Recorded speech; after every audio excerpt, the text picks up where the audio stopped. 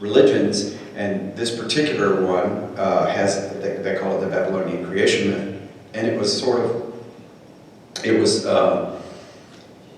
very, what's the word I want to use? It would be very upsetting to you if you were a Jew and you were exiled in Babylon, and all these people around you are telling you this is their story, this is how the world was created.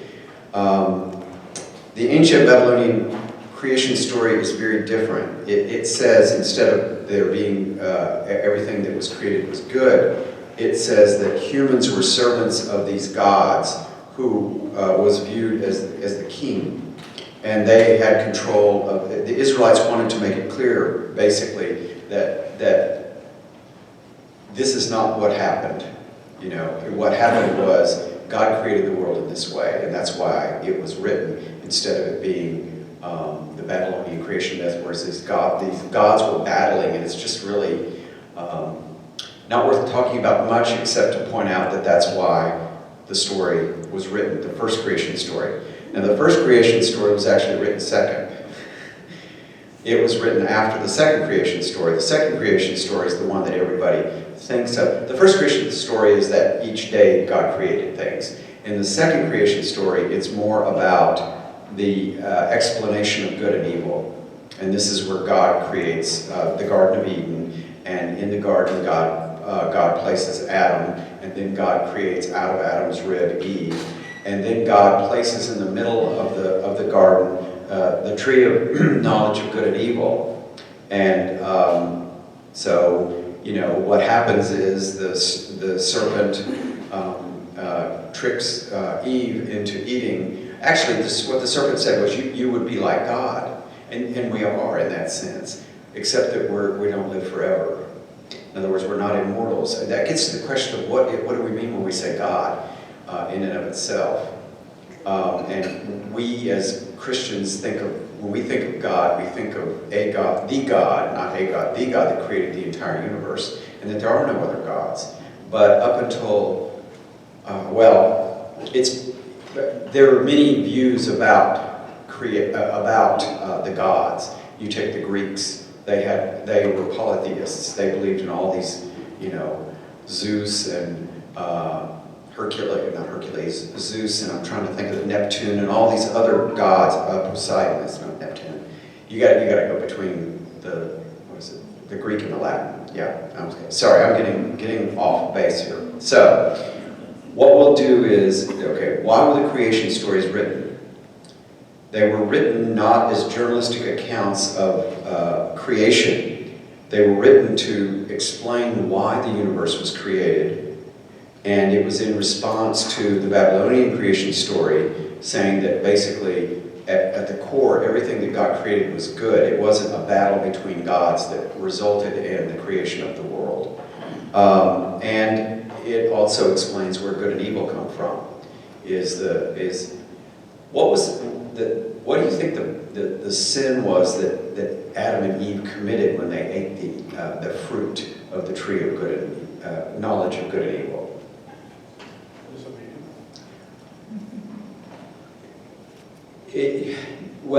Yes, disobedience in one sense, but that is not if you look at the seven sins, which of the seven sins would it be? The seven deadly sins. You can go out to the narthex and look them up if you want. Pride. Because they wanted to be like God. They wanted to be, over everything. And God has them over everything. As stewards, though, they wanted to be as powerful, or I say, they wanted to be like God. That's the best way to put it. So, what's the relevance of the creation stories for us today as Catholics? It helps us to understand a bit about God, that you really never can define God. If you think you have, then that's not God. That's what I always say.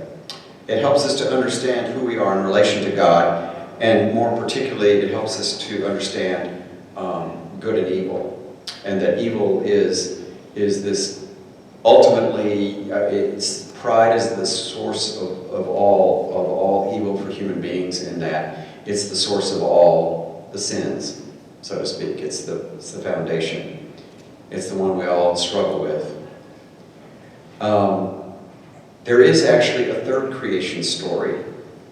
I call it a creation story. It's the recreation, and it's the Noah story, the story of Noah and the flood. And there were many flood stories in ancient literature, and this flood story is really the establishment. It begins the whole concept of covenants. So I'm not going to write on the board because I just am going to go through them. The first covenant is what I call the Noah covenant. And it's in Genesis 9, and it basically, you know the rainbow? Do you know the story of the rainbow and how that's the part of the covenant? The rainbow is the sign in the sky that God will never again destroy the world by water. And it's in Genesis 9:11. He says, I establish my covenant with you, that never again shall all flesh be cut off by the waters of the flood, and never again shall there be a flood to destroy the earth. So in this covenant, it's what they call a royal grant. What do I mean by that?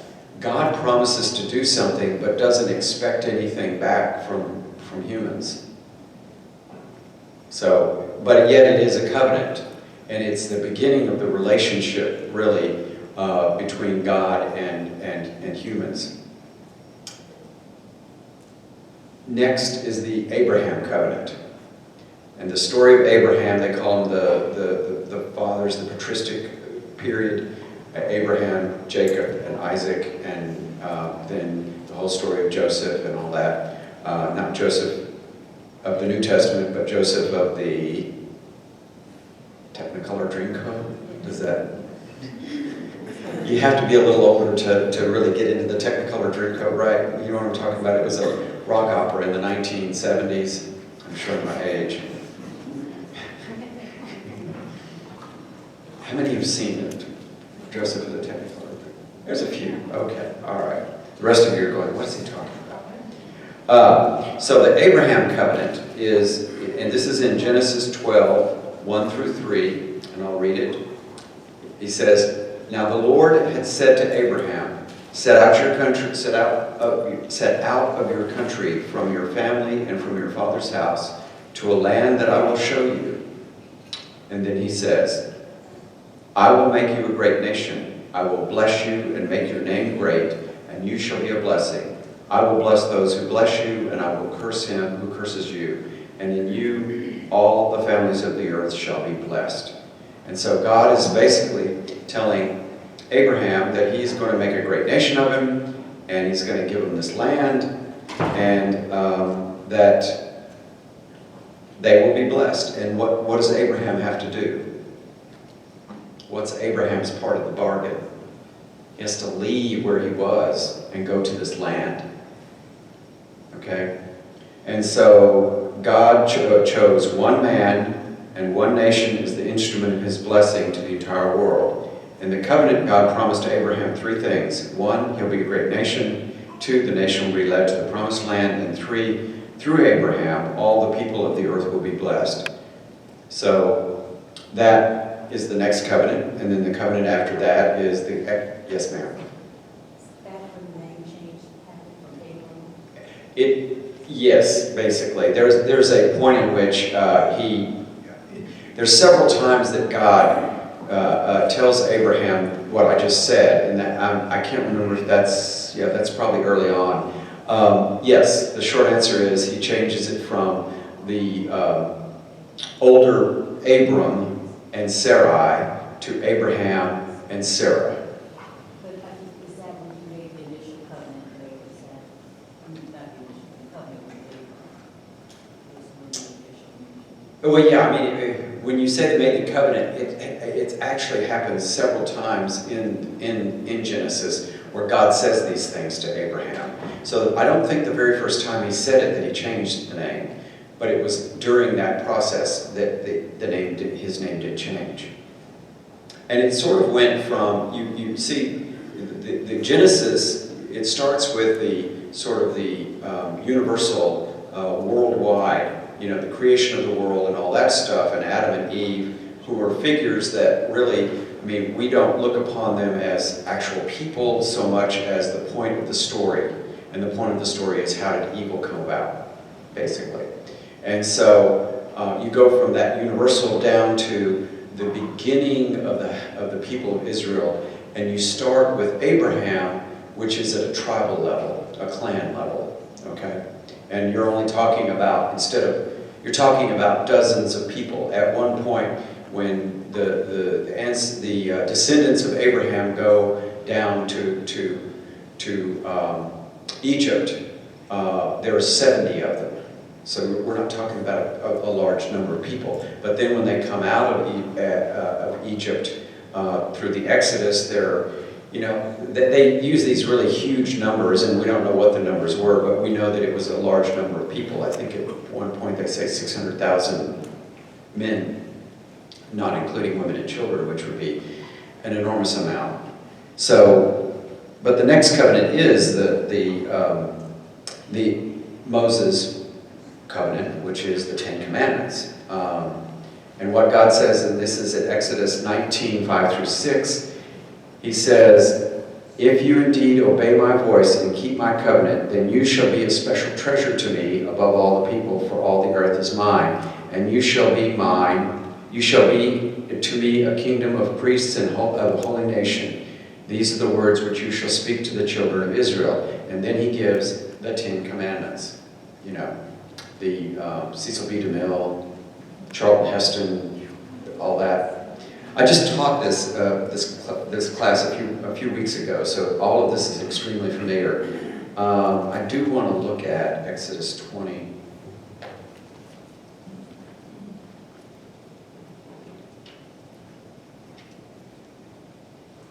Just to very quickly go through the Ten Commandments. I think it's always good to read them. You need to remember them. They are kind of important.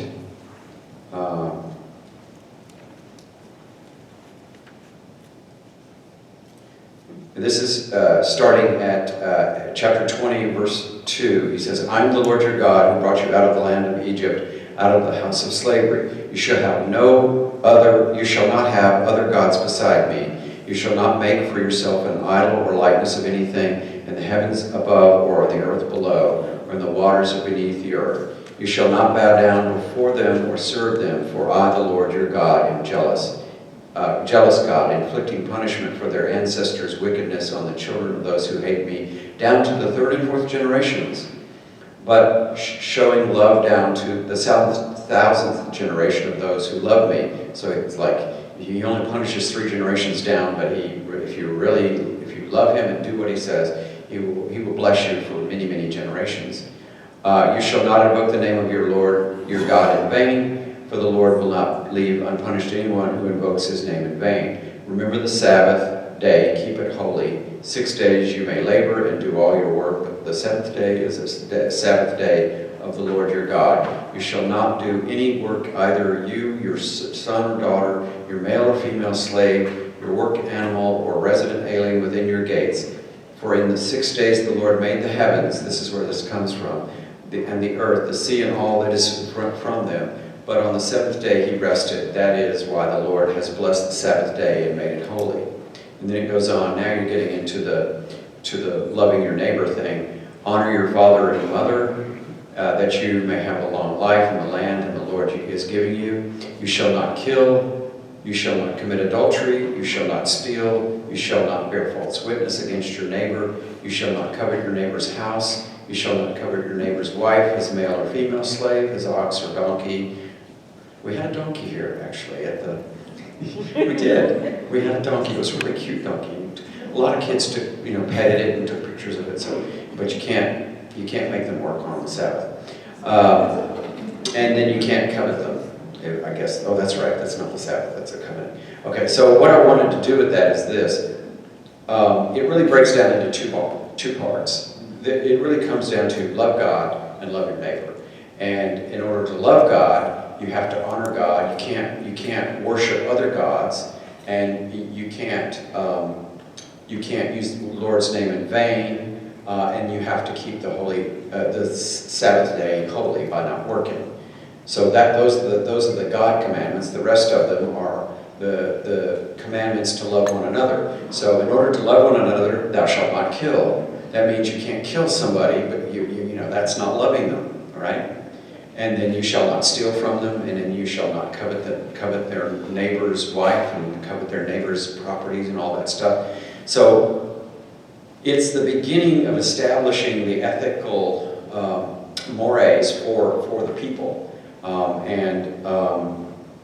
But it really comes down to those. It's the way I put it is this: it's early on in humanity's development. They're not worried about what the intention is in your heart at this point. They just want you to stop killing each other, which is what we'd like to see now in Israel. You know, really, if you think about it. Anyway, so this covenant was one that God said. He said this, and as he was saying this, what was happening down, he was up on a mountain with Moses, telling Moses these things, and inscribing them on the stone tablets. What was happening down below? They were making an idol. It was a golden bull or golden calf, whatever you want to call it. And so they broke the covenant even before it was being written, or as it was being written.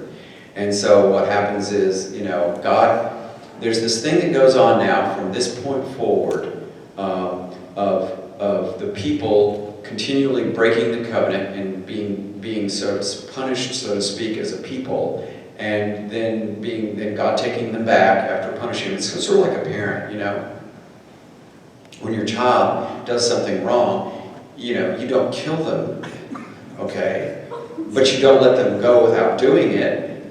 Some people are saying, oh, I don't know about that. But you don't kill them. But what do? You punish them to try and get them to understand you're not supposed to do that. That's not right. And so that's what God is doing to the people of Israel. And this goes back and forth. What happens is Moses has this, you know, the people are, basically what happened is that Moses came down and he begged first God was going to destroy them all and start over again. That's if you read Genesis. But he didn't. And Moses intervened. He stood in the breach very bravely.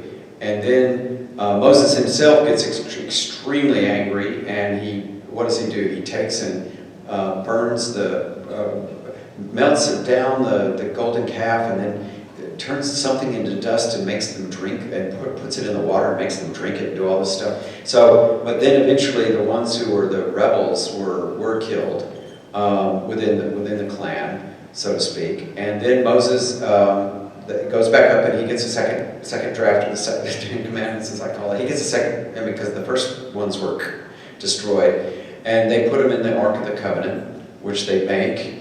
And then they go on their merry way. And initially they're going to go, and they think they're going to make it to the land of Israel.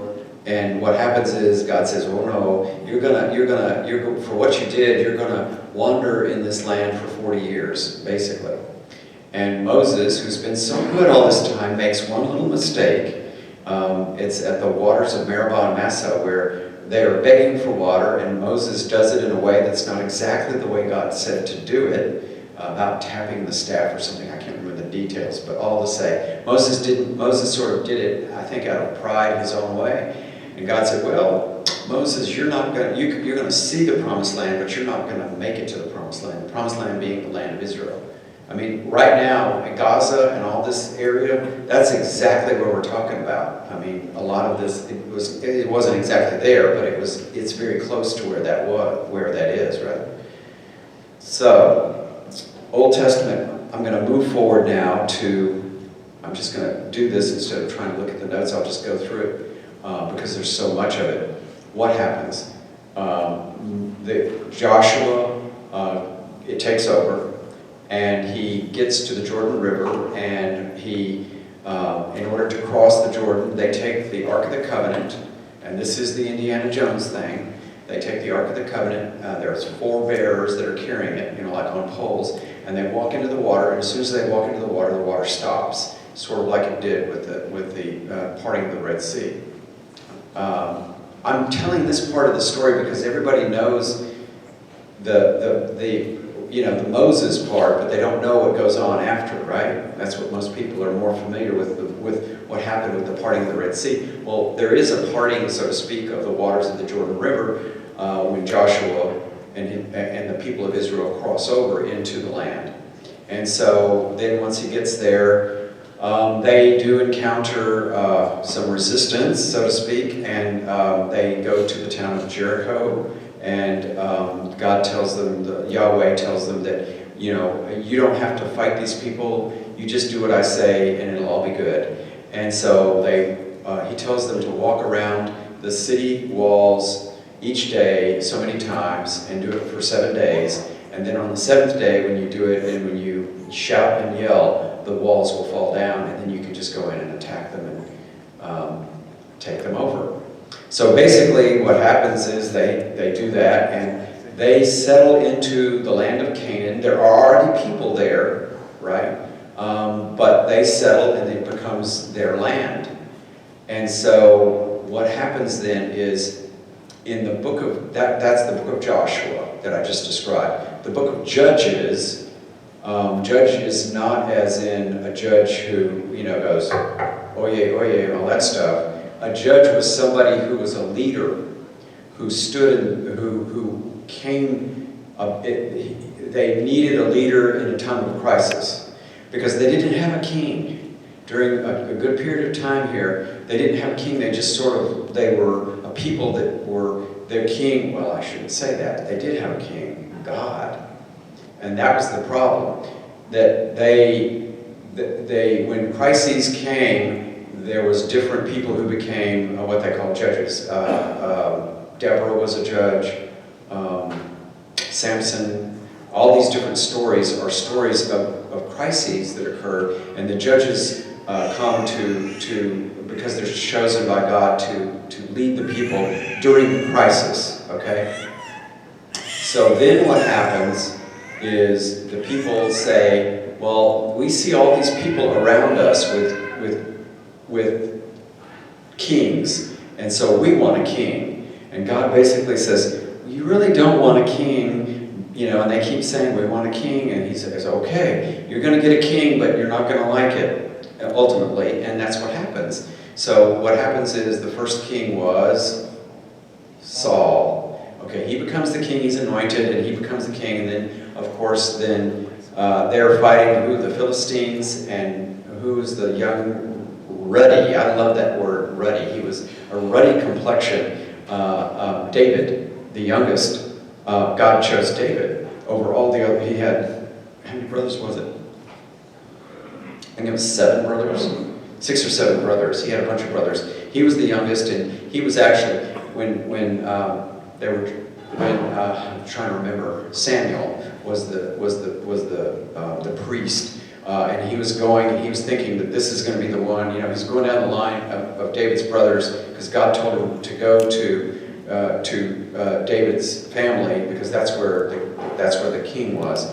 And he went through each one of them, and God said, no, that's not the one. And so then they turn around, and he goes, do you have any other sons? And he goes, yeah, I've got the young son. He's out there. He's a shepherd out there, and with the sheep. And he says, bring him in. And it was David. And so David, you have the stories of David and Saul and the battle that goes on. And ultimately, David doesn't want to do anything to Saul, but Saul's just like extremely jealous of David. When David slays Goliath and wins all these victories, when he comes into Jerusalem, the people are cheering, Saul has killed his 1,000 or hundreds or something like that, and David has killed his it's thousands and 10,000s, that's what it is. And so it was like the people were saying David was better than Saul, and from that point on, they said Saul's heart changed, turned, and he had evil desires against David. He wanted David dead. Well, ultimately, Saul's the one that dies. David becomes the king. And, you have the whole Bathsheba story. Does everybody know the Bathsheba story, right? No? Yes?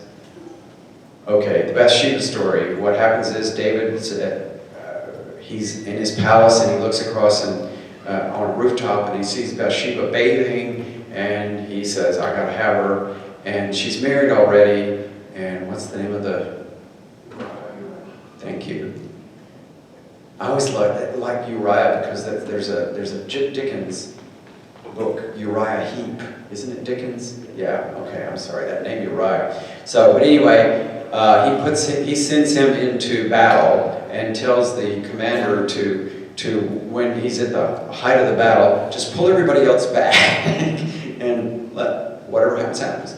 And so he dies. And then David, of course, marries Bathsheba, and God, no, Nathan is the one, the prophet Nathan comes to him because he knows what's happened, and he basically tells this story of, it's a story of a king who sees this, one of his subjects, and has this little lamb, and he wants that lamb, and ultimately kills without going into the details, he ultimately kills the young man in order to get the lamb. And what he's telling David that story, and David goes, well, that's awful, that's terrible, he should have done that. And Nathan goes, and you were that king, because you, and he says, you had Uriah killed for Bathsheba. And David goes, you know what he does? Most people would think, what do you do in that case when you're caught? What do most people do? They want to shriek away. They don't want to admit they did. He admitted it. He said, oh my gosh, and he repented, right? So there's an example of one of the commandments that got broken, right? And so, but he repented, and ultimately David married Bathsheba, and you got the whole story about Bathsheba's, well, the first child, as I recall, died. Yes, the first child died, but she had another child named Solomon. Except Solomon wasn't the older son. He had several wives. They had polygamy. And so there was a whole, what's the word I want to use? Power play about who was going to become the king. Ultimately, Solomon became the king, and Solomon, as a young man, which is ironic, was very wise, but as an old man, he becomes very decadent. He had 700 wives. I cannot imagine 700 wives. I mean, 2 wives. I mean, 700, oh my gosh. So anyway, basically you have these David covenants. It's in 2 Samuel, and I won't read it, but I'll just say, in 2 Samuel, God makes a royal covenant to David and his descendants that his house will rule Israel forever. And that is the line, and one of the reasons why that's important to us is that is the line from which Joseph came. Okay, Joseph as in not Technicolor Dreamcoat Joseph, but Joseph as in the husband of Mary, and I would say the foster father of Jesus. So then, so what goes on from David was around 1,000. Let's see, I can tell you the years. They think. The Exodus was around 1600, I think, BC, and the Davidic kingdom was at its height around 1000 BC.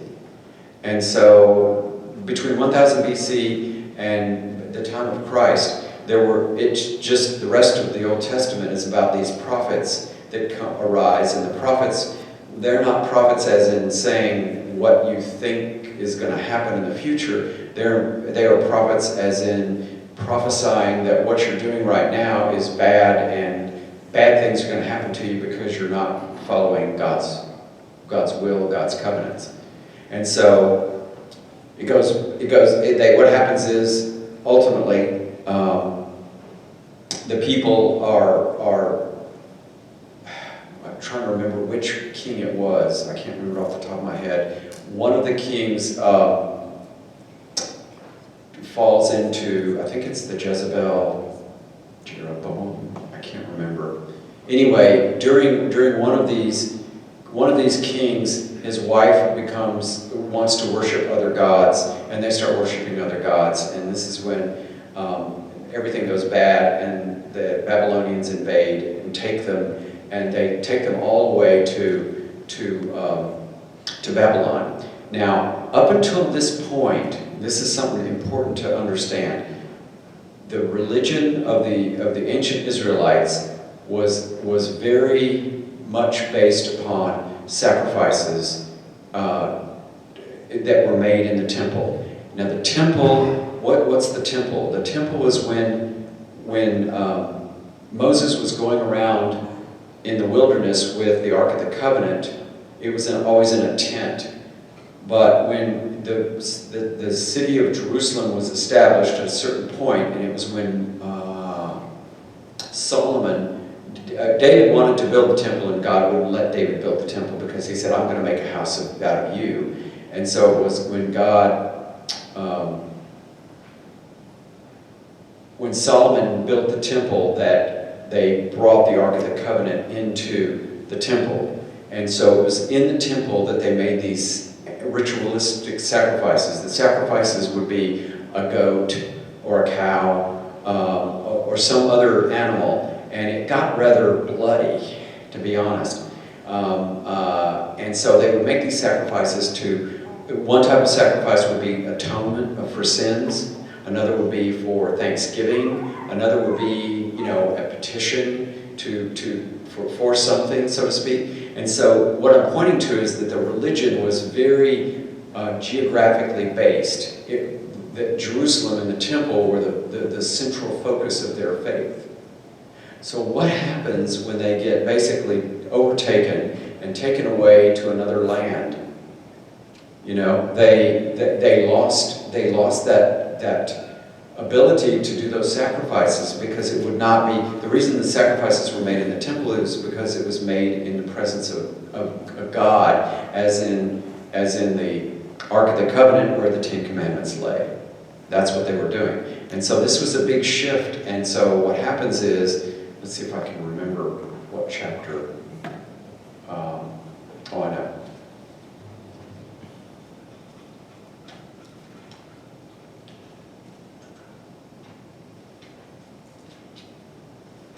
This is in the Psalms. This is a psalm that was written. I love this psalm. It's a psalm of sorrow and hope in exile. Babylon was around 587 BC, so you can, about 500 years before Christ. This is Psalm 137. By the rivers of Babylon, there we sat weeping, when we remembered Zion. On the poplars in its midst we hung up our harps.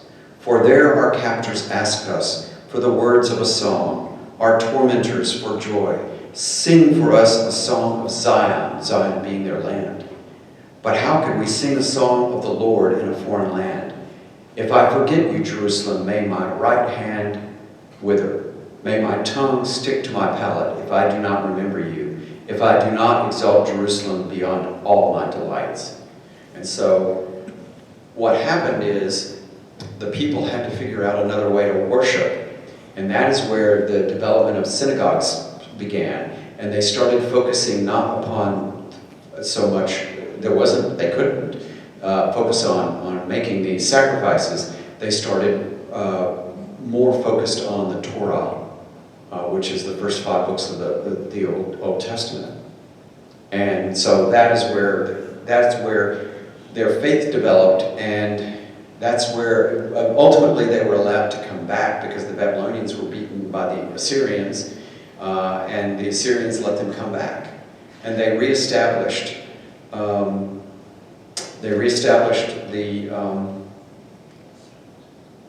temple. They rebuilt it.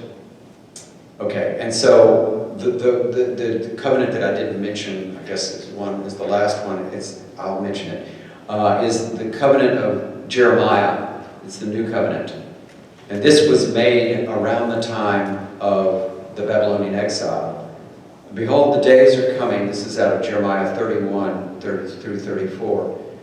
Behold, the days are coming, says the Lord, when I will make a new covenant with the house of Israel and with the house of Judah, not according to the covenant that I made with their fathers in the day that I took them by the hand to lead them out of the land of Egypt. That's what I was just talking about, right? Now we're all the way back to here. My covenant which they broke, though I was a husband to them, says the Lord. But this is the covenant that I will make with the house of Israel after those days. I will put my law in their minds and write it on their hearts, and I will be their God, and they shall be my people. No more shall every man teach his neighbor and every brother, saying, Know the Lord, for they shall know me, from the least of them to the greatest, says the Lord. And so I just love that. Writing his law upon our hearts. And that's actually where Jesus picks up, so to speak, because that's where he talks about it's not just about what you do, but it's about what's in your heart, what's your intention. So each of these covenants were broken. I'm not going to go through the breaking of the covenants, and I've just talked about the diaspora. What I want to mention is we get up to about 300 or 400 BC, I guess it was 400 BC, and the rabbis and the people were struggling with the concept of suffering. And so as a result of that, the story of Job was written. And Job is described as a poem of moral outrage. It gives voice to every accusation against God. Let me repeat that. Every accusation against God. This is where Job is speaking out. Now, I'll read you some stuff in a minute. And its blasphemy is cathartic, meaning it's a catharsis, meaning you purge yourself of all these emotions. You let it all out. So we follow Job's own voice, hearing his soul. The outrage would not be so intense if he didn't love God. So the question is, why do good people suffer? Does everybody know the story of Job? What happens is, Job is this man, and he's got a good life, and he's got children and probably grandchildren, and he's got all these cows and sheep and all this stuff.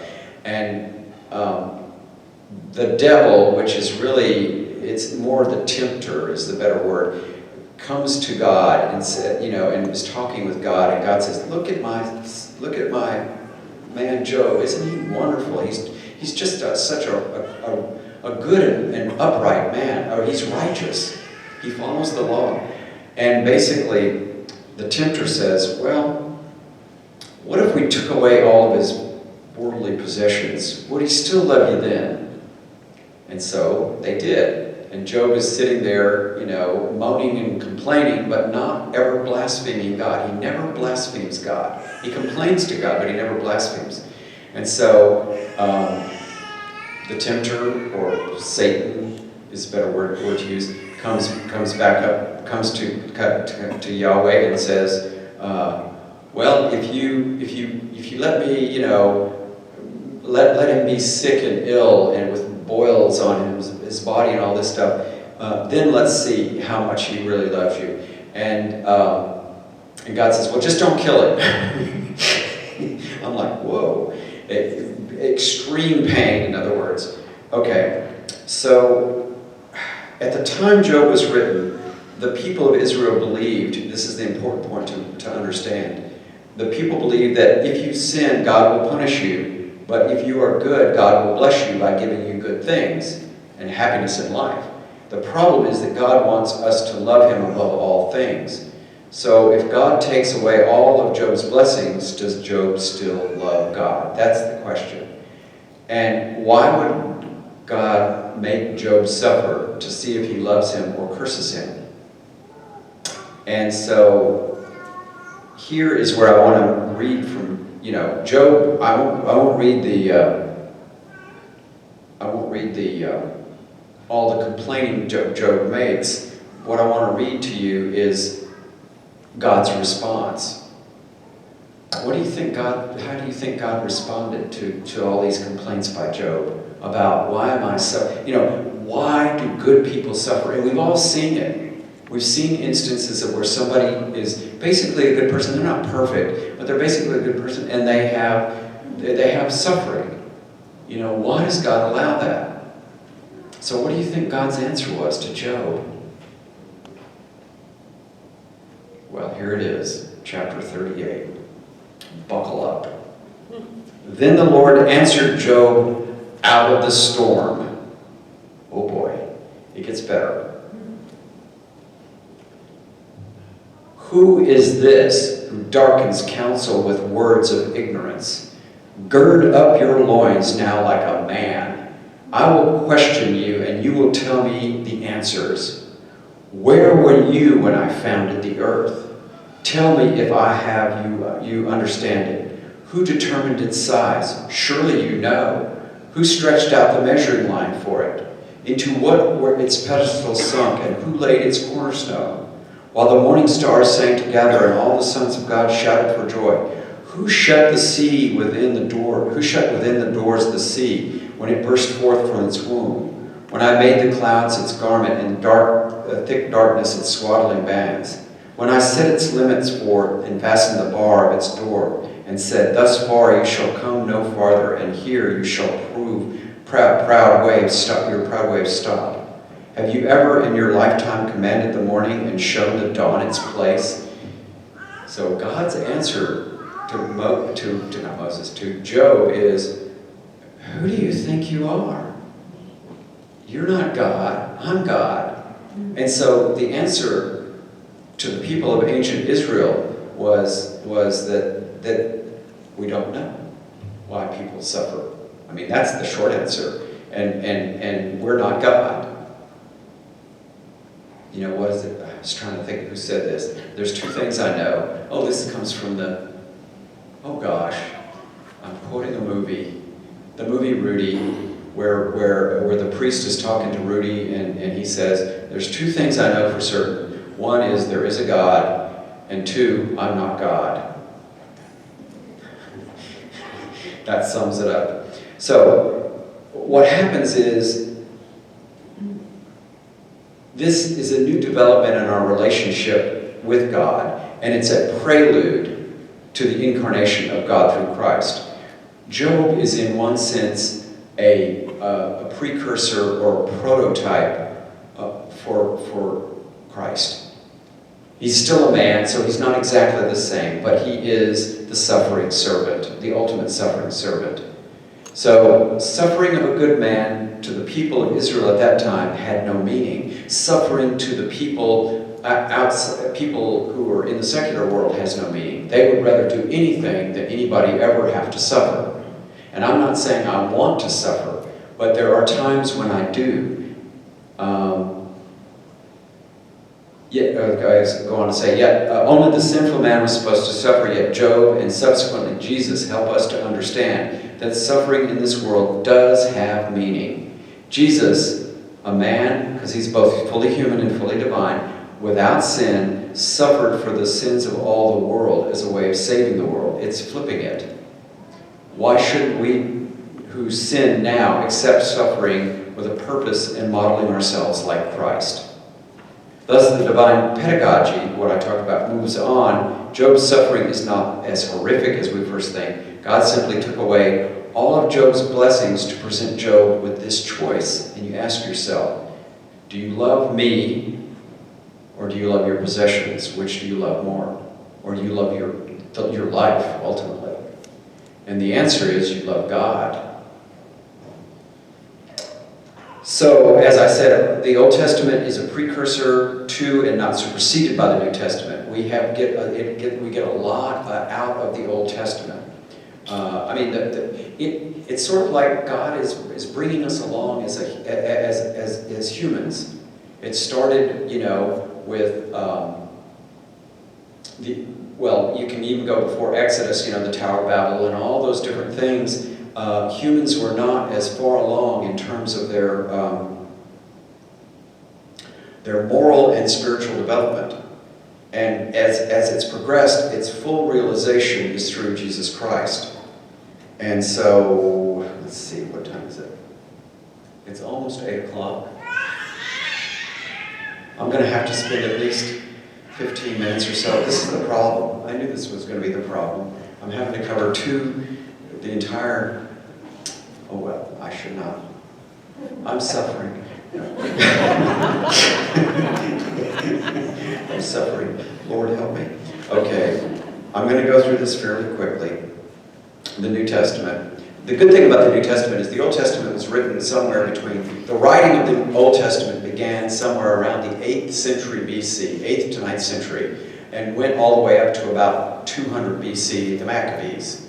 So you're talking about 600 years. Whereas the New Testament was written in like 60 years. It's a little more, well, less than 60. 51 to 100 at the outside. So it's 50 years. So you have the four Gospels, and then you have the book of Acts, which is really the second half of the book of Luke. It was written by Luke. And it tells the story of the early church after Jesus' ascension. This is talking about Peter and Paul and the apostles. And then you have the epistles, which were written, most of them were written or attributed to, that's the words they use, to St. Paul. And then you have the book of Revelation, which was written by St. John. Here's what I'll do. I'll say, I do the who, what, when, where, and why questions. What happened after Jesus ascended into heaven? When he ascended into heaven, there was an oral tradition that began, and the people believed that that he was going to come back in just a few years. And so then what happened is they were began to be persecuted and used as a scapegoat by the Romans. Specifically, Nero burned half of Rome down and blamed it on the Christians as a way of coming about in his new. He wanted to redevelop an area. The way he redeveloped it was to just burn it down and then start over.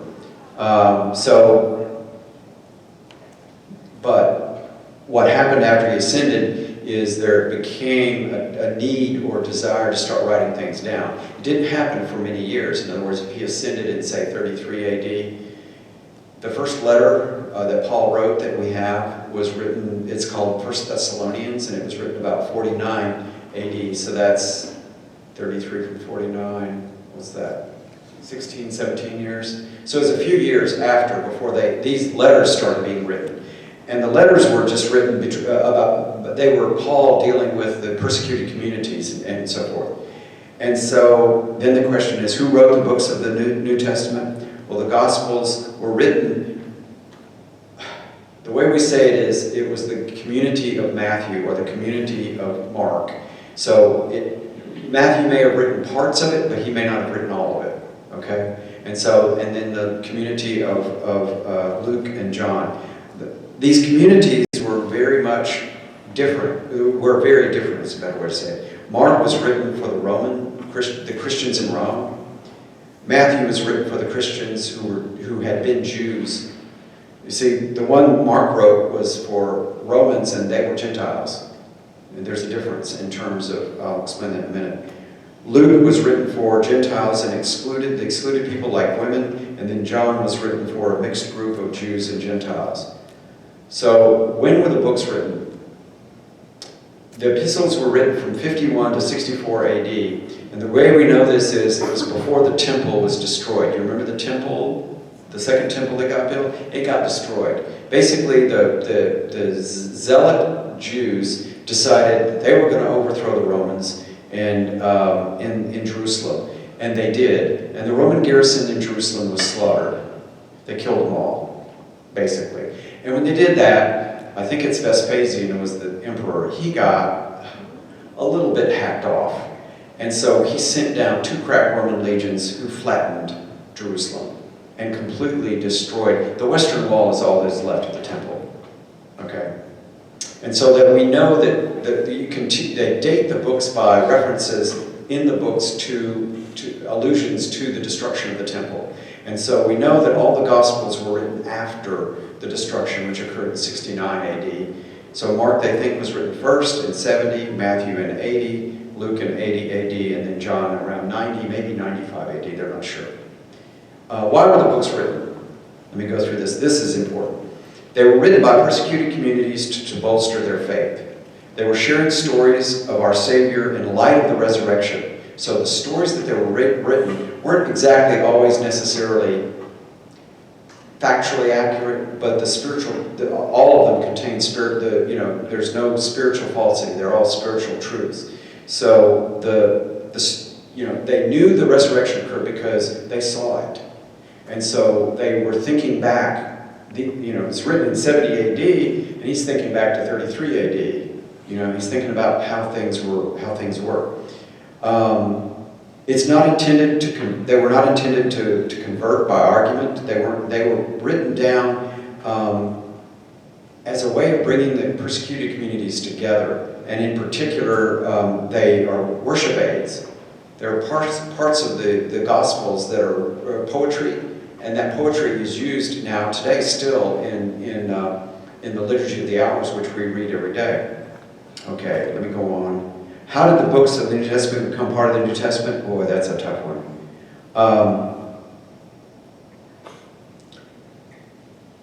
The texts began to be collected by communities in the early 2nd century, and they were written in Greek as the language of the world. They were translated into Latin by St. Jerome, and it was a very complicated process of what went in and what didn't go into the Bible. It wasn't really resolved until around I guess it was around 300 and time of Nicaea, the Council of Nicaea, which was 325. And so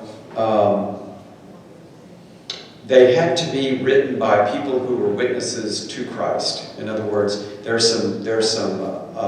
have the Gospel of St. Peter, and then there's a Gospel of Thomas, which they know were written later, and so they were not included for that reason. So why are there 4 Gospels? Well, there are 3 of the Gospels, Matthew, Mark, and Luke, are called the Synoptic Gospels. You heard that phrase. Does anybody know what that means? You were talking about Synoptic Gospels. They are alike. You can look at passages in Matthew and Mark, and they are exactly the same. Or you can look in Matthew and Luke, and they're the same. And so these Gospels, they are obviously looking at each other's works as they were in progress, so to speak. Then there is the Gospel of John, which was different from all the others. Okay? The way I like to look at it, and this is something that I do want to really, well, it's all good, we're not too bad then. I do really want to get to is, how many of you have been to the Chicago Art Institute? A handful. The Chicago Art Institute has one of the best exhibitions of Impressionist art in the world. And if you go into it, and it's permanent, I mean the exhibits are permanent, you will find a room of Monet paintings, and they're called the Haystack. Whoa! Are you okay? That's okay. Are you okay? That's all I'm worried about. She's okay. Think that he has these paintings that he did of the haystack, of the same haystack, at different times of the day. And it looks different. It's the same haystack, but it's the way that the sun comes on it and hits it. And one day, I mean, it's the same day, so it might be cloudy part of the day, and it has a completely different cast to it. That is what the Gospels are. The Gospels, none of the Gospels look at Jesus in exactly the same way. They're a little different. John is really different from the others.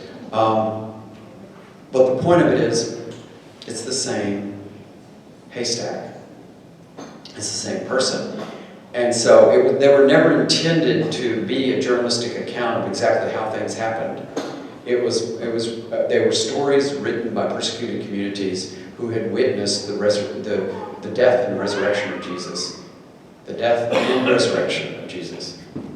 So, the different views of Jesus, here are the different views. I'll go from the human side of Jesus to the divine side of Jesus. So, Jesus was fully human, meaning that he was a person. He wasn't just a God trying to act like a person.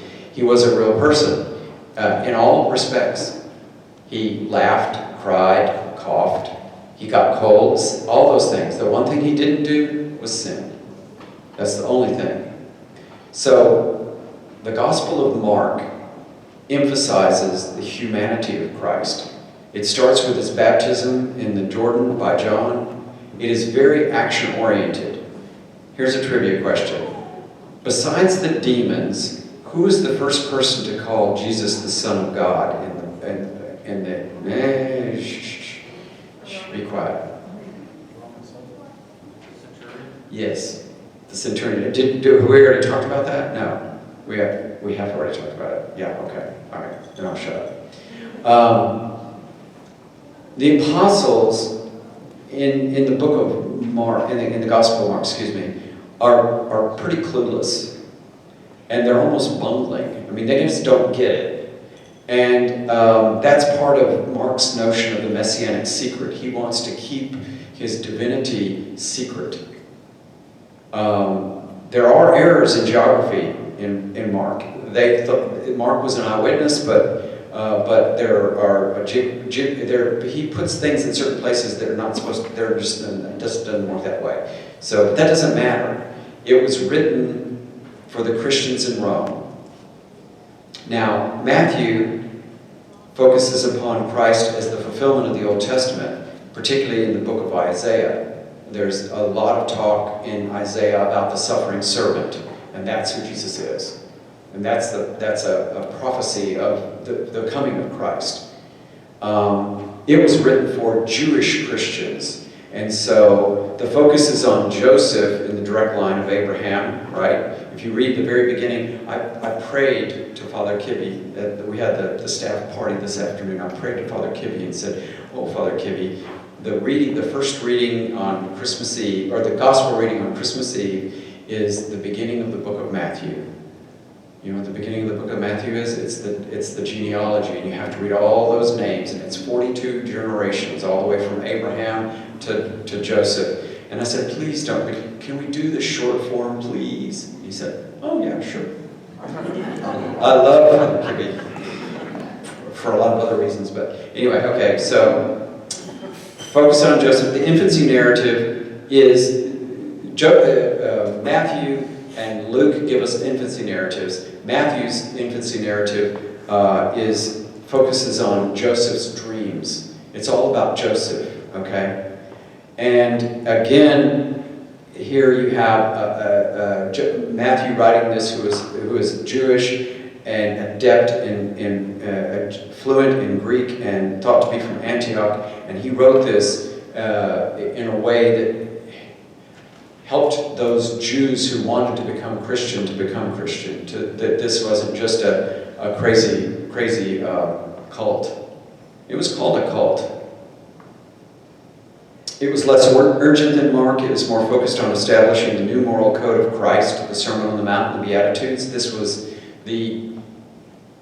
Christ says, you know, the 10 Commandments are summed up in love God and love your neighbor. And so he takes it even farther, though, and he says, you know, even if it's in your heart that you have evil intentions, that can be in itself a sin, so to speak. So then jumping to Luke, Luke focuses upon the universality of Christ. It was written for Gentiles and outcasts. The emphasis is on the Blessed Virgin Mary. The infancy narrative there focuses on Mary's side of the story. And the theme is joy. Angels singing praises at Jesus' birth. Luke turns everything upside down. Everything is flipped, you know. It's the poor are the ones who are going to inherit, so to speak. Then John. John is very different from the other three Gospels.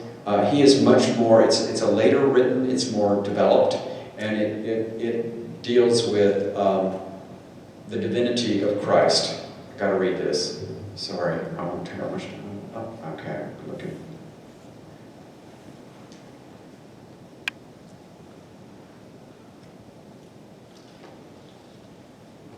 And you've probably heard this, but it's just the beginning of the Gospel of John is perhaps one of the most powerful statements about the divinity of Christ. It's in the beginning was the Word, and the Word means Jesus. In the beginning was the Word, and the Word was with God, and the Word was God. He was in the beginning with God. All things came to be through him, and without him nothing came to be. What came to be through him was life, and this life was the light of the human race. The light shines in the darkness, and the darkness cannot overcome it.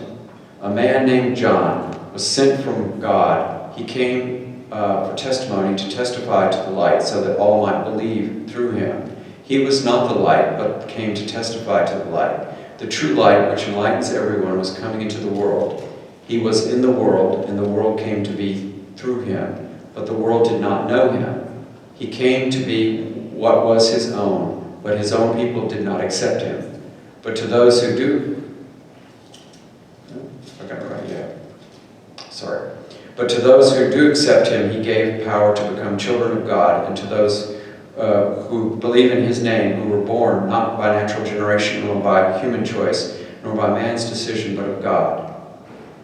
And the Word became flesh and made his dwelling among us. And we saw his glory, the glory of as his Father's only Son, full of grace and truth. And the Word became flesh. That, to me, one of my instructors when I was in diaconate formation said that the incarnation is perhaps even greater in certain ways than the resurrection, because you can't have the resurrection without the incarnation. And the incarnation is this thing that, what I mean by that, God becomes a human being. And he's both a human being and God at the same time. Blows your mind. And I will end with this. It's a famous line from C.S. Lewis. Some of you know it probably well. He says, you cannot have this domesticated Christ, this person who walked around on the earth and gave all these wise sayings, but that's all he was.